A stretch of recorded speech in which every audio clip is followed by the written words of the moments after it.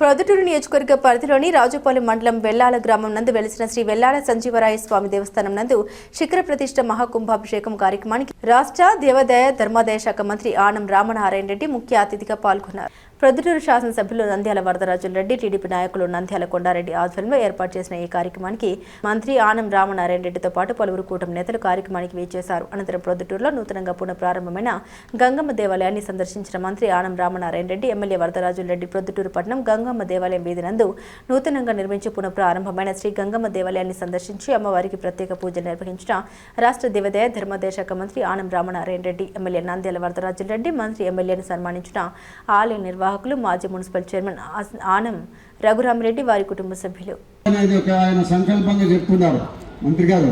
కాబట్టి మనమందరం కూడా ఇంత దేవాలయంలో అత్యంత ఆధునికంగా నిర్మించిన దేవాలయాన్ని ఎక్కడ కూడా రాష్ట్రంలో లేనంత ఆధునికంగా నిర్మాణం చేసినారు. కాబట్టి నిరంతరం భక్తులు వచ్చి యొక్క దేవునికి కృపతో పార్కులు వాళ్ళు దగ్గర కావాలని మనస్ఫూర్తిగా కోరుకుంటూ, మరి సమయాభావం ఉంది కాబట్టి ఇంకొక ఊరికి ఎక్కడి నుంచి కొల్లూరు గ్రామానికి పోవాలి కాబట్టి మరి నేను ఇంతటితో సమావేశం ముగిస్తూ ఈరోజు ప్రొద్దుటూరు నియోజకవర్గంలో ఈ వెల్లాల క్షేత్రంలో చెన్నకేశవ స్వామి, అలాగే ఆంజనేయ స్వామి, అంటే ఇక్కడ సుబ్బరాయని పేరుతో, తర్వాత భీమలింగేశ్వర స్వామి ఆలయాల ఈ క్షేత్రాన్ని ఇక్కడ చూసి దీన్ని అభివృద్ధి చేయడంలో పూర్తిగా ప్రభుత్వం సహకరించాలని చెప్పి గతంలో వరదరాజుల రెడ్డి గారి కోరిక మేరకు ఈరోజు ఈ ఆలయ నిర్మాణానికి,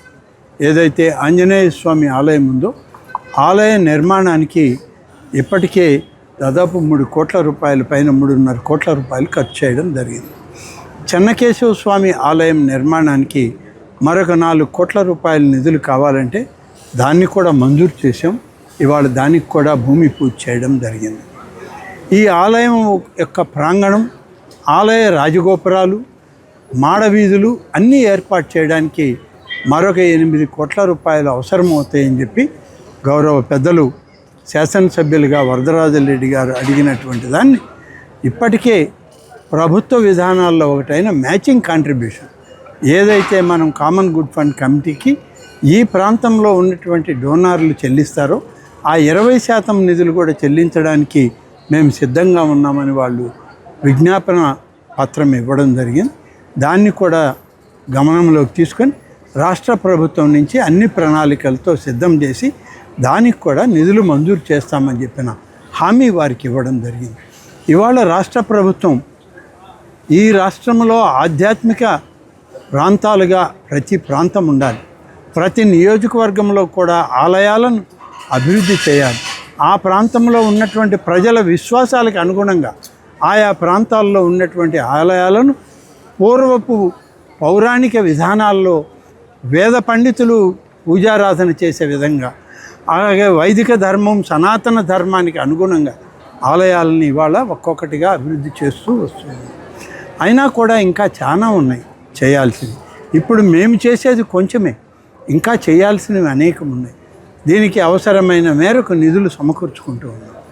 ధూపదీప నైవేద్యం అని చెప్పి ఆలయాల్లో దీపం పెట్టలేనటువంటి ఆలయాలకి ఇవాళ ఒక్కొక్క ఆలయంలో ఉన్నటువంటి ఆ అర్చకుడి పేరుతో బ్యాంక్ అకౌంట్ ఓపెన్ చేసి 10,000 రూపాయలు ప్రతి నెల జమ చేస్తున్నటువంటి ప్రభుత్వం ఇవాల్టి ఎన్డీఏ ప్రభుత్వం. వీటన్నిటినీ చేస్తూ CGF ద్వారా నిధులిచ్చి ఆలయాలని అభివృద్ధి చేస్తూ శ్రీవాణి భజన మందిరాలని ఏ గ్రామాల్లో అయితే ఆలయాలు లేవో ఆ గ్రామాల్లో అంతా కూడా ఆలయం నిర్మాణం చేయడానికి అక్కడ ఉన్నటువంటి ప్రజల కోరిక మేరకు ఏ దైవాన్ని అయితే పూజించాలని వాళ్ళు వస్తారో ఆ దైవాన్ని అక్కడ ఏర్పాటు చేసుకోవడానికి, ప్రతిష్ఠ చేసుకోవడానికి అక్కడ ఉన్నటువంటి స్థలాన్ని, తగినటువంటి స్థలాన్ని అధికారులు కానీ స్థానిక శాసనసభ్యులు కానీ ఇప్పిస్తారో ఆ స్థలాన్ని అంచనా వేసుకొని నిధులు 3 కేటగిరీల్లో 20 లక్షలు, 30 లక్షలు, 40 లక్షల కేటగిరీల్లో 5,000 భజన మందిరాల నిర్మాణం చేయడానికి ఇవాళ మొదలుపెట్టాం.